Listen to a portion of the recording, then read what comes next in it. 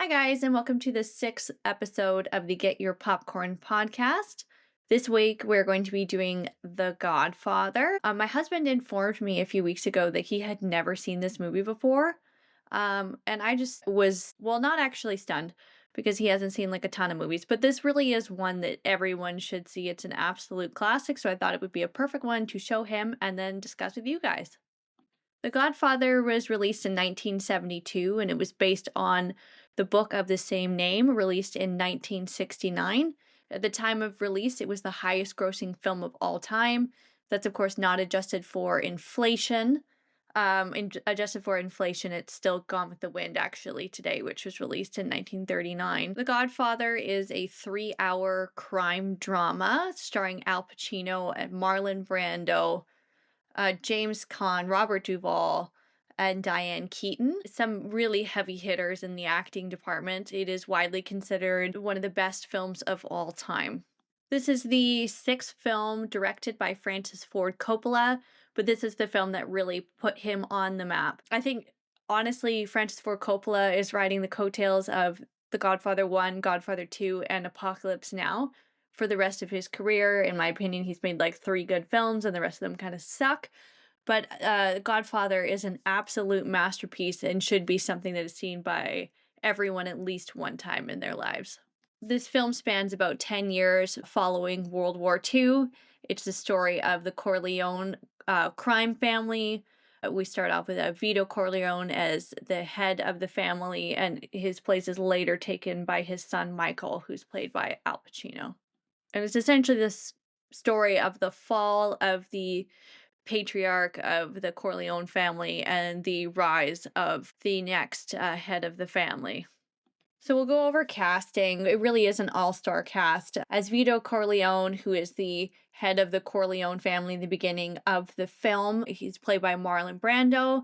I think Marlon Brando has a pretty iconic performance. Even if you haven't seen The Godfather, you sort of know his mannerisms. He actually had cotton balls stuffed in his mouth to get his particular sound in the way he speaks, the particular pitch. Marlon Brando's excellent. I mean, he is a rather interesting figure in his personal life. He's quite crazy. But yeah, he's phenomenal in this movie as the head of the Corleone family. And then we have Al Pacino in his first kind of big budget role. He was really not favored by the studios in order to play this role. They really wanted Dustin Hoffman, who had just come off The Graduate. Al Pacino had really only done kind of off-Broadway theater, and then he had done an independent film called Panic in Needle Park, which if you haven't seen it, you should also check that out. I don't think it's on any streaming services, but you can kind of stream it online if you can find it. It's really good. But this is Al Pacino's like first major role. The studio was unhappy with his performance during most of the project when they kept seeing the dailies. They very much wanted to fire him, but they pulled through because they switched around some scene blocking so that Michael had like one of his bigger scenes, and then he won the studio over. But initially, they did not want Al Pacino involved in the project at all. They wanted Dustin Hoffman. James Caan plays Sonny Corleone. He's the brother of Michael and the son of Vito. My husband was actually very excited to see James Caan because he plays the dad in Elf. This is a very different character, though. He kind of plays the hot-headed older brother who is involved in the crime family and very much has a desire to be the next head of the family once his father is no longer capable. Then we have Robert Duvall, who plays Tom Hagen, who is the Corleone family's lawyer. They call him a concierge. I hope I'm saying that right. I really have no ability to speak in any sort of Italian. So I'm just doing my best here, so bear with me. And then we have Diane Keaton, who plays Kay Adams, Michael's sort of long-suffering girlfriend and eventual wife. That's kind of how I'm going to keep just the casting as sort of those main players for now. This is a story with a lot of key components and a lot of minor characters that are present and loop back all throughout the film. I mean, given that it is a crime family, there's multiple different crime families that interrelate with each other, and people are crisscrossing and backstabbing. So there is quite a number of characters. So it is a little bit harder to keep it all straight. I mean, even my husband, when he was watching the film, had to ask me he was confused on a few people, so I'll do my best in going through the plot to kind of keep it all straight for everyone. The studio wanted initially an Italian director for this film. They had offered it to many different directors who had turned it down, including Francis Ford Coppola, but he owed $400,000 to Warner Brothers, so he thought he might as well take the job to pay some of that back. He didn't want to be involved because he didn't like the story's content. He very much felt like it was sort of a sleazy crime film, which, I mean, it could be, but with Coppola's eventual direction style, it is more the story of a family and what they have gone through in order to make it in America. And also, it sort of shows that the impact of capitalism on American culture, Western culture, as well as sort of the lie of the American dream. Mario Puzo, who wrote the novel, did the first draft of the original screenplay. And once Francis Ford Coppola was hired as director, he wanted to rework the script to have more of the element of family and culture. And so, actually, Mario Puzo did his own second draft, as well as Francis Ford Coppola did his own draft by tearing out different pages of the novel and then writing his own direction notes and script and stuff along the side, and had this kind of almost scrapbook of what he wanted the screenplay to be. And then they were in contact and they sort of compiled this script from that. But Coppola apparently during production actually referred to his own original kind of copy paste scrapbook in order to get the movie done. There was also a few scenes that were written sort of in production. There's one scene in particular near the end with Vito and Michael, and they're talking about kind of Michael's rise to power and the dream that his father had initially for him. And that was actually written during production, and it wasn't in the original scripts. The cinematography in this film was done by Gordon Willis. And both he and Coppola did not use any sort of effects. They didn't want to do any filming from modern filming devices. It was done on film. They didn't use zoom lenses. They kind of wanted to make it look and have it lit as though it was a painting. They very much did capture it. There is sort of this very unique look to the film where it does look like a 90s film, which is when it's set, but colorized. It's got this really warm glow. There's scenes that are very, very dark, lit, kind of as though you are really in the room. It doesn't have this like over glossed Hollywood kind of, made to look perfect. It does end up looking like a painting. And then if you think about movies coming out at that time, like in the early 70s, there isn't that much being done with cinematography. It is pretty kind of cookie cutter in a lot of ways, where this film really has its own unique elements to it. Following its release, it was nominated for 11 Academy Awards, including Best Picture, Best Costume Design, Best Actor for Marlon Brando, Best Adapted Screenplay for Mario Puzo and Francis Ford Coppola, and then for Best Supporting Actor, 3 separate actors were nominated from this film: Al Pacino, James Caan, and Robert Duvall. It was also nominated for Best Film Editing, Best Original Score, Best Director, and Best Sound. Of these nominations, it won Best Picture, Best Adapted Screenplay, and Best Actor for Marlon Brando. But this is a very famous Academy Award, where Marlon Brando actually didn't attend the awards ceremony at all. He sent an activist in. Sachin Littlefeather went in his place to announce that Marlon Brando was actually rejecting the award. And this was done in protest to how Indigenous Americans are portrayed in film and television. Al Pacino did not attend the awards ceremony. Apparently, he was quite nervous and afraid of his new fame, and he felt quite uncomfortable. He talks about it a lot in his book, and actually a lot about the production of this movie in general in his autobiography, Sonny Boy. It's really a good book. If you're interested in celebrity memoirs, it's definitely worth a read. He kind of does these vignettes where he talks in little chunks about all these different memories. Anyway, it's great, and he talks a lot about this film and that awards ceremony. This film is a very important film to me It's sort of as I was becoming a teenager and sort of developing my own more adult interest in films and kind of learning about what makes a good film, and this was sort of one of the earlier ones that I got into. I do have a soft spot for crime films, particularly mafia related. Pretty happy watching anything with Al Pacino in it. Um, he's my favorite actor of all time.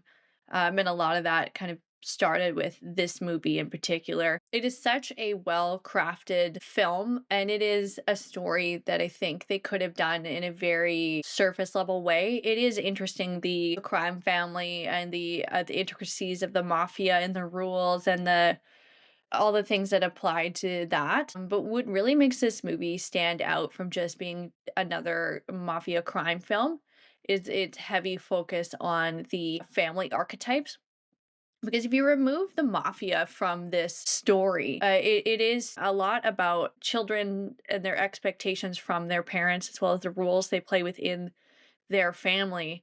We see Michael, the youngest son, want to break away from his family and what his family's been doing. He doesn't want to be involved in this crime family. He wants to go off and do his own thing. He starts off, he's this war hero, and slowly he ends up being sucked in by his family and his family's kind of toxic relationship with what they do for a living, and this kind of, well, this is what the family does, you need to stay in line, like this is what we do, like. And I think that that's true in many aspects in a lot of families. I think it's hard being kind of the black sheep of the family, even if the black sheep means that you're the only kind of person who's choosing to do the right thing and to move forward. And I think that's the most interesting part of The Godfather, is watching Michael's interaction with his family and watching him slowly get pulled into this narrative that he was so determined to get out of. So let's get into the plot. And like I said, it's a really complicated and intricate story. So I'm going to do my level best to keep it all straight.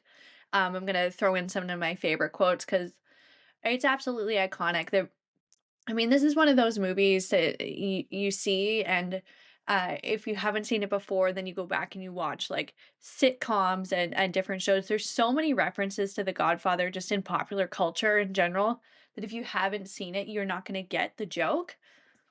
But this movie is referenced all the time in different shows. So the film opens up with a speech by a man who's asking for a favor from Vito Corleone, who is the don of this Corleone crime family. This man starts off with the iconic line, "I believe in America." He's a good man who's immigrated here and has followed all the rules of the American culture and believes in the police and things like that. Anyway, so this guy is explaining to Vito that his daughter had been beaten within an inch of her life because she refused advances from a man, and so he beat her up. That he had reported this to the police, and the case was dismissed. And so now he's asking Vito to help him. He wants this guy killed.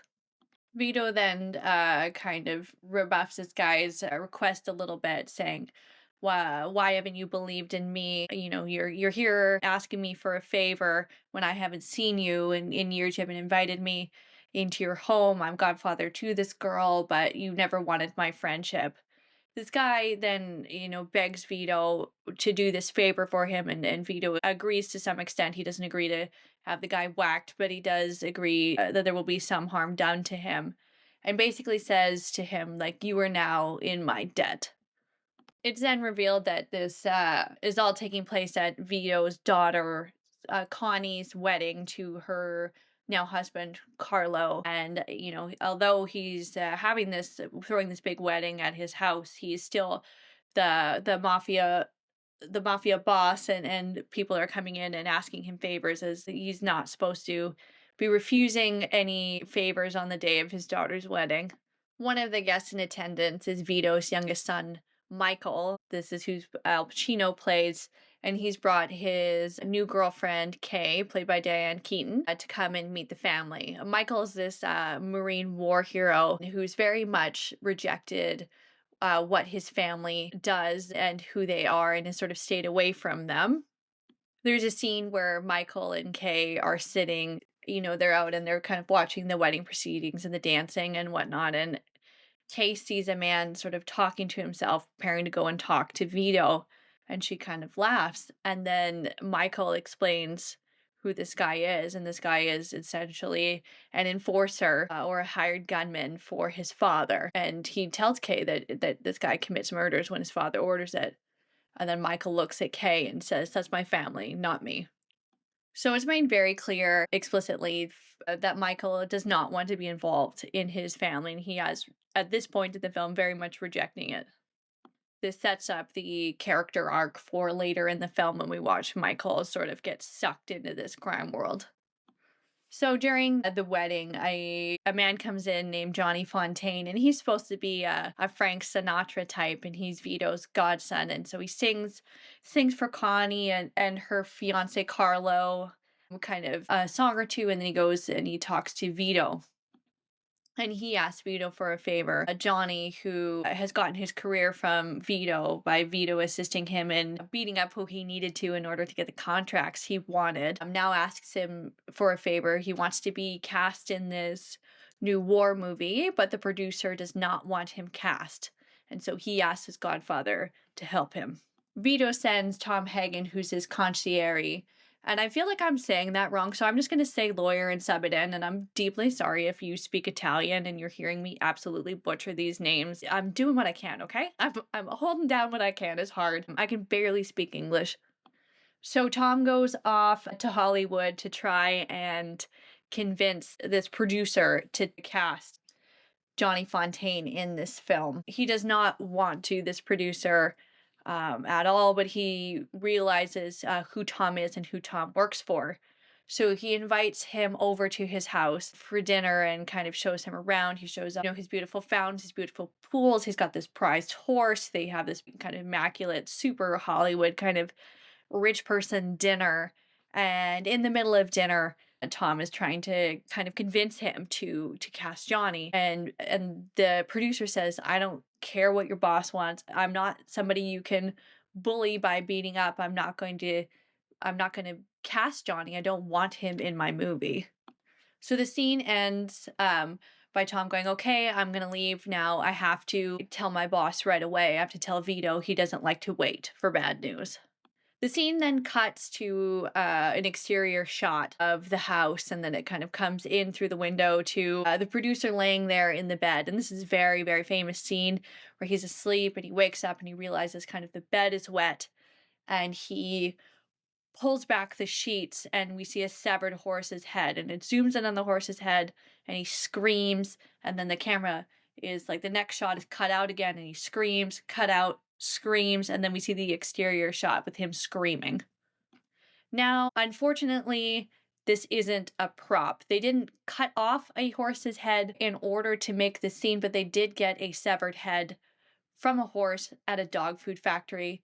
I actually didn't learn that until when I was researching this, so I'm never gonna feel okay about that again. I sort of assumed it was some sort of prop, although sometimes you forget that the 70s were like another time.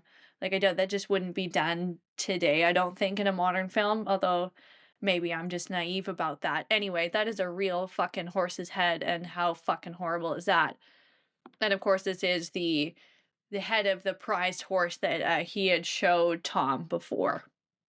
And then Johnny Fontaine is, in fact, cast in his movie because this guy is actually going to do whatever Vito wants because they're going to kind of muscle him into it.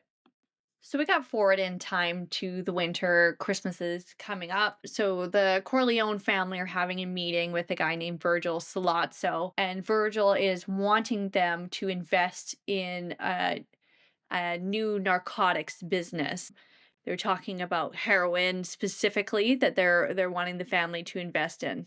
They're also wanting Vito's police and political protection, along with him investing in this narcotics business. Now, Vito does not want to get involved in the drug business. The mafia at this time was primarily, their big business was gambling. This is sort of the very, very early stages of Las Vegas, and investing in those kinds of things. The mafia has also had just come out of like the 20s and the 30s kind of boom with the prohibition and alcohol sales. But Vito feels that narcotics cross the line, that narcotics destroy people's lives, but gambling and alcohol are, more of a leisurely pastime. I'm not with Vito on this. I think there's plenty of people who've had their lives destroyed with alcohol and gambling, but anyway, I'm not head of a crime family, so what do I know? And during this conversation, Salazzo makes it clear that he's also spoken to the Tattaglia family, which is another one of the five families in the kind of underground mafia in New York. Vito's very suspicious of this whole interaction. He doesn't like Salazzo's involvement with the Tattaglia family. Although his son, Sonny, kind of interjects in the middle of this and starts asking questions and is very excited and very clearly like giving everything away that he's thinking all over his face. So Vito kind of interjects and waves this guy off and says, no, thank you. Like that's your business. I don't want to be involved. No hard feelings. It seems rather pleasant. And once this guy leaves, he turns to Sonny and he says, don't let anyone outside the family ever know what you're thinking. He then sends his enforcer, Luca Brazzi, who was the man that Kay saw outside of the wedding that Michael was explaining was sort of his hitman. So he sends Luca Brazzi to the Tattaglia family, kind of to get some intel on what's going on, and basically to try and tell the Tattaglia family that he's unhappy with the Corleone family so that they give him information that then he will then pass on to Vito. The Tattaglia family they're smart as well and they realize what's going on, and so they attack Luca Brazzi. They stab him in the hand and then strangle him and he dies. Kind of in the same timeline, Vito Corleone is out shopping. His bodyguard has called in sick for the day, and so he's out shopping and is gunned down by the Tattaglia family on I believe it's a drive-by. And then concurrent to that as well, Tom Hagen is then stopped on the street by Salazzo and members of the Tattaglia family and is pulled into the car and says, we've shot your boss, and now that he's dead, although he isn't, you need to persuade Sonny, who is presumed to be the next head of the family, to take this narcotics deal. Sonny then, once he gets news of all this, becomes the head of the family, and he is an absolute hothead. He doesn't understand the little kind of nuances to being a crime boss. He's all reaction. He doesn't have any foresight. He isn't quiet. He isn't methodical. He just reacts to everything. And this is played to perfection by James Caan. Like you very much believe that this guy is like out of control, and his portrayal, like he just like I mean, for lack of a better word, seems like a aggressive idiot. Like he seems like an 18-year-old boy who was given a bunch of power for no reason and doesn't know what to do with it, and just has this anger towards the world and is willing to kind of take anybody out that he needs to, or doesn't need to, actually. So it takes them a little bit to figure out that Luca Brazzi is dead. They keep calling him over and over again.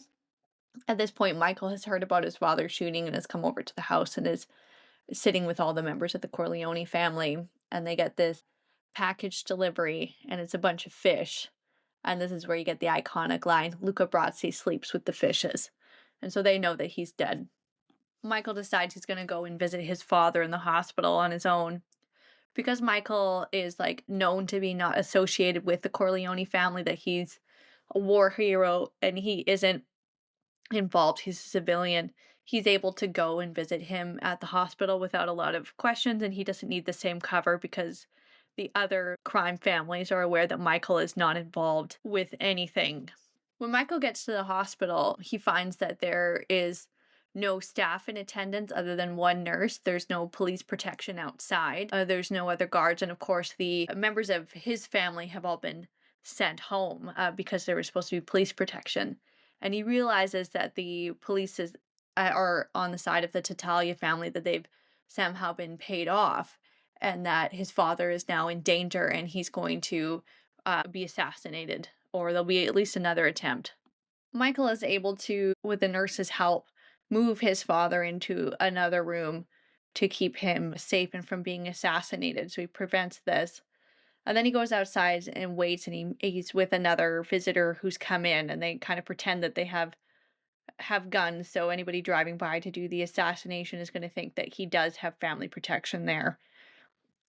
And then a police officer kind of comes up and says, "What are you doing here? We told you all to leave." And Michael puts it all together that this is the police captain that must be paid off by the Tattaglia family.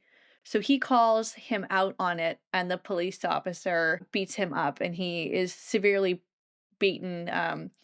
His cheek is clearly broken in the following scenes. It's very swollen. And I found the makeup really realistic, especially for the 70s, the prosthetics they would have used. And there's a good kind of continuation with that. A wound like Al Pacino's face is swollen for quite some time in the next little bit of the film in order to show like more of a realistic hit. And against the advice of Tom Hagen, Sonny is very fired up about the attempted assassination and then the beating that Michael received.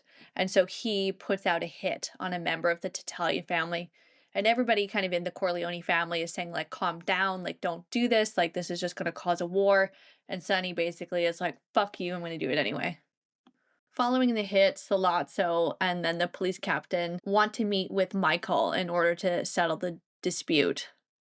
And this is where they come up with the plan that Michael is going to assassinate the police captain and Salazzo. And this is the kind of character turning point for Michael, where Michael is deciding to go with his family and take part in this thing that he's so against. And he's sort of convinced to do this or influenced by what's happened to his father and the anger he feels about what's going on. He feels like he can't just sit idly by.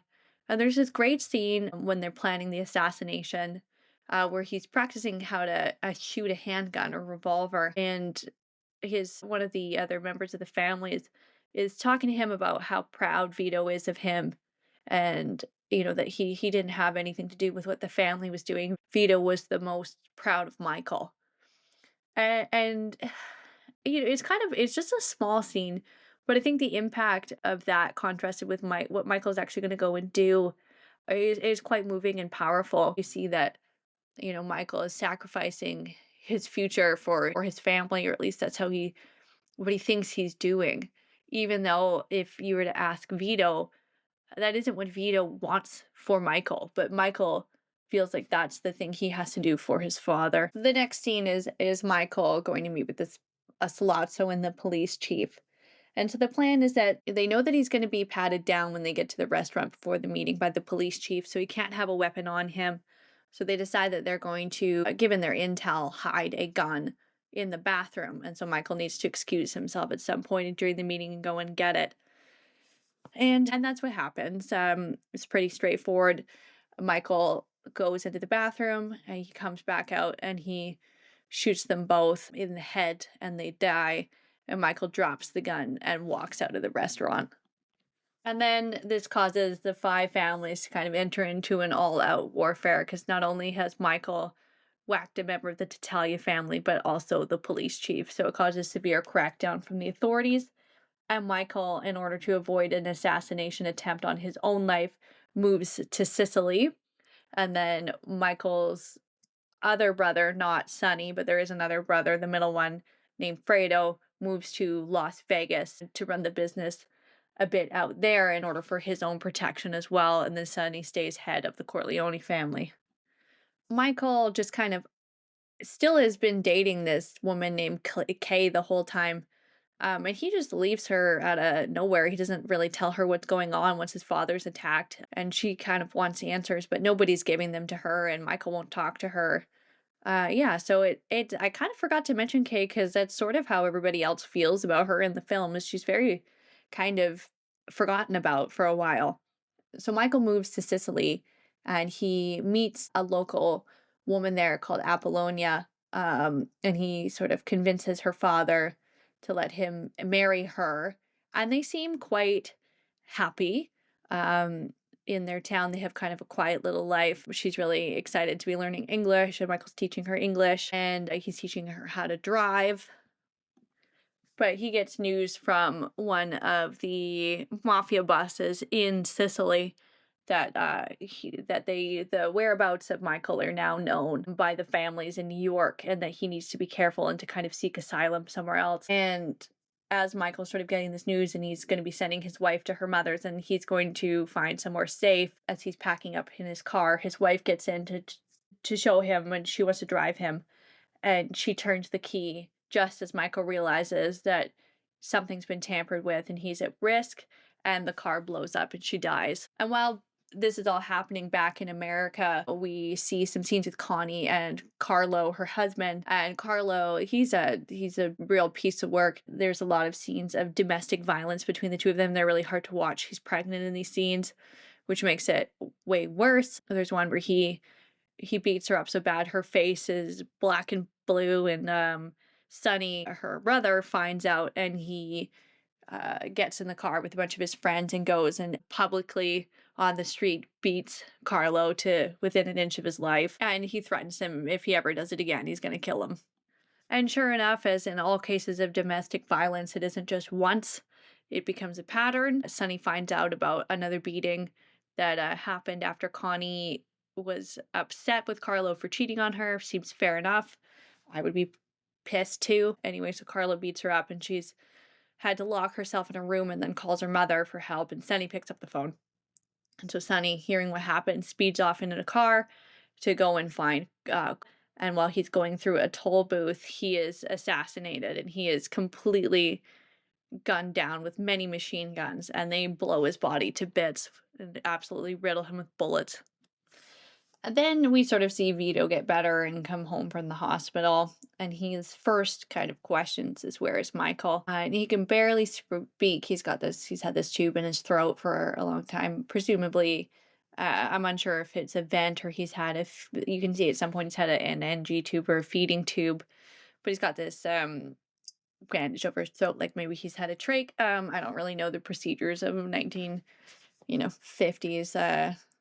post gunshot wound care, but he's sort of unable to speak, and he asks where Michael is, and they tell him that Michael's in Sicily because he committed the hit, and Vito just starts to cry, and I think it's really moving.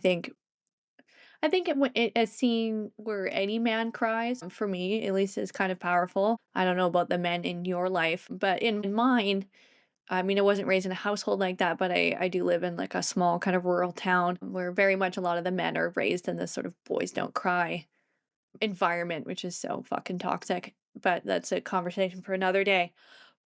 But to see a grown man cry is always really moving, because it's just like an absolute, like, they just can't stuff it down. Like, it's completely welling. It completely is overwhelming. And especially, you're thinking of this character as he's like an older man in his 60s in the 1950s who's the head of this crime family, and he's weeping for his son and the loss of his son's future and the hopes and dreams he's had for his child, the child that he's so proud of for going against the family. It's really touching and really beautiful, and I think that's what makes The Godfather stand out so much, is they are not long scenes, and they're so subtle, but just seeing Vito's reaction to what Michael has chosen to do, this heartbreak he feels for his boy, it's really powerful. So after all this carnage, and Vito's sort of getting back, not to his former health, but well enough that he's sort of resumed the head of the Corleone family, he has a meeting with the other heads of the 5 families, and they essentially have a truce about what's going on, and they decide to put it to rest. And there's this kind of great quote when Vito's talking to the head of the Tattaglia family, and the Tattaglia family, he's wanting vengeance for his son's murder. And Vito says, "You want to talk about vengeance? Is vengeance going to bring your son back to you, or my boy to me?" And after putting this in perspective for him, the families agree that they are going to forego any avenging for Sonny's murder and the Tattaglia family's murder. However, they are going to get into the narcotics business as long as they keep it away from schools. And with that deal being made, it's now safe for Michael to return back to America. But at this point, Michael's now in the family business, and he goes and he finds Kay, and he marries her. Michael is, at least at this point, as honest as he can be with Kay. He tells her that he's in the family business, and he's explaining it and trying to justify it to, I believe, more so himself than he is to Kay. And he says, I'm working with my father. My father is no different than any other powerful man with power, like a president or a senator. And Kay says, presidents and senators don't kill people, you're being naive. And Michael looks at her and he says, okay, now you're the one who's being naive. Which that's just a fucking great line. And that's kind of all I have to say about that. I love that. Michael, or Al Pacino's performance as Michael, he's so good. He's so magnetic, and you watching him turn into this, you would just watch him do mental gymnastics in order to justify what he's having to do in order to be involved with his family businesses is great. And you can kind of see, he is very magnetic, and you're like, I understand, Kay's inability to break away from this man who basically just lies to her and abandons her and marries somebody else and comes back and goes, oh yeah, I'm in the mafia now. You want to get married? And you're kind of like, yeah, I get it. I am joking, but seriously, Al Pacino is absolutely magnetic as Michael, and more so as he gets further and further into this crime world. You can see he gets his ability to lie and his ability to justify things to himself really, really strengthened. And then so does his charm, because he needs to be manipulative and he needs to be powerful in order to take over this crime family. And that doesn't just stay in that one area of his life. Of course, that seeps into his personal relationships. And with Kay, he becomes very good at manipulating Kay. And this is just the start of it. And now Michael, with the assistance of Vito, his father, is sort of running the family at this point. Vito reveals to Michael that it was Don Brazzini from the Brazzini family who ordered the hit on Sonny, and believes that Michael is the next to be assassinated. And he warns Michael that this will be set up through a meeting that is set up by somebody that Michael trusts implicitly. And he says, whoever asks you to meet with Brazzini, they've turned. They are working for him. They are not your friend. Vito then has a kind of a little powerful speech while he's sitting with Michael, and just tells him that he never wanted this for Michael. He knew that was Sonny's fate and Fredo's fate, but he didn't want this for Michael. He didn't want this life. Michael then travels to Las Vegas to where Fredo has been working with a man named Mo Green for his casino, and Michael wants to buy out this casino. And Mo Green basically tells him, no, like, get out of here. And it appears that Fredo has sided with Mo Green, which makes Michael very upset. And Michael says never take sides against the family to Fredo. Vito then dies of a heart attack while playing with his grandchild. At his father's funeral, Michael is watching the casket go into the ground, and one of the kind of background characters that has been involved in the whole film, named Tessio, I think is how you say his name. I'm so sorry again if anybody speaks Italian and is listening to me butcher this. He asks him and says that he should meet with Brazzini, and Michael then realizes that this is the man who's betrayed him. Michael allows for this meeting to be set up to sort of, keep up the charade that he doesn't know what's happening. And at the same time, Connie, the sister that was pregnant during all the domestic violence, has now had her baby and has asked Michael and Kay to be godparents. So during the baptism, there's this scene is very famous where sort of got this dramatic music playing in the background, and they're going over the vows that Michael has to pledge as Godfather. They're asking him if he renounces Satan and all his ways, and Michael is agreeing to these vows and saying that he won't indulge in all the sin that the devil has to offer, and all his false promises. And then we hear sort of Michael doing this, and then it's cutting to different hitmen from the Corleone family who are taking out the bosses of all the other mafia families, as well as Mo Green and Tesoro. Following the baptism, they go back to the Corleone family home where Michael's living, and Connie and Carlo are there. And Michael kind of gets Carlo into a room and asks him about Sonny's murder. He doesn't ask Carlo if he did it or was involved in anything, but he just asks him which which head of which family did he go to in order to make that happen. And he says the very iconic line, "Don't tell me you're innocent because it insults my intelligence and it makes me very angry." And Al Pacino's delivery of this line is not in any sort of yelling voice. It's almost in this like whisper of this. It's so soft and it's so much more menacing than somebody who just gets, just yelling the line. Like he's so calm about it. And of course, following this, Carlo is then strangled. Connie, of course, understanding the family business because that's where she comes from, knows that it's Michael. And she comes over and she freaks out and is screaming at Michael about him leaving her baby without a father. And she's yelling at him for what he's doing. And she's hysterically crying. And Kay is watching this happen and is absolutely horrified. And so they get Connie out of the room, and Kay asks Michael, "Did you do it?" And Michael says, "Don't ask me about my business. This doesn't involve you." And she asks him again, "Did you do it?" And he says, "Okay, this one time I'm going to tell you." And then she says, "Okay." And he said, "No, I didn't do it." And as she kind of leaves the room, she's relieved and she looks back and she sees the two men kind of that are also in the room kind of flanking Michael, call him Don Corleone. And they kind of close the door on Michael. And she realizes that Michael has lied to him and has killed Carlo. And then the movie ends. This movie is truly stunning, and it is very much a slow burn kind of a movie. It builds over time until the climactic scene at the baptism as all the hits are being taken out. I don't have enough good things to say about this film. I find the pacing to be good. I find the lighting to be beautiful. The cinematography is great. The acting's great. The only thing is the costumes, I would say, they're kind of inconsistent in tone.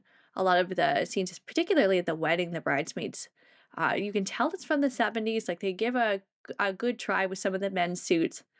But there is then a lot of leisure suits, and it's supposed to be set in the 40s and the 50s. There's also a lot of 70s hair. Um, so I'd say that is kind of like the only thing about the film that I just don't think is like as great as the rest of it. But the film is overall amazing. It's really interesting to see. It starts like Al Pacino at the beginning of his career and how polished he is even then. Um, it's one of my favorite performances. My favorite is Godfather 2 in the series, and I won't be reviewing Godfather 3. I hate Godfather 3. I really hate it. I'll do part 1 and 2, obviously, as I've now finished part 1, and I do love number 2, but I don't love 3. I don't think it's very good. It should have never been made. Francis Ford Coppola said he was never going to do a sequel unless he ran out of money, and sure enough, he ran out of money. It's terrible. He cast his daughter, Sophia, and she's god-awful. And she's one of the Coppola horcruxes that keep popping up, and now we have her as a director, and she's terrible. It's not a good film. I won't be reviewing that one. But the first two are amazing. Please watch them. This is a classic movie that you have to see at least one time in your life. There's so many iconic moments. Yeah, so that concludes today's episode. Thank you so much for listening. Remember to leave 5-star reviews, like and follow the show. If you want to follow my Instagram page, just Get Your Popcorn Podcast. It's also on TikTok and YouTube. Thanks again and happy Thursday.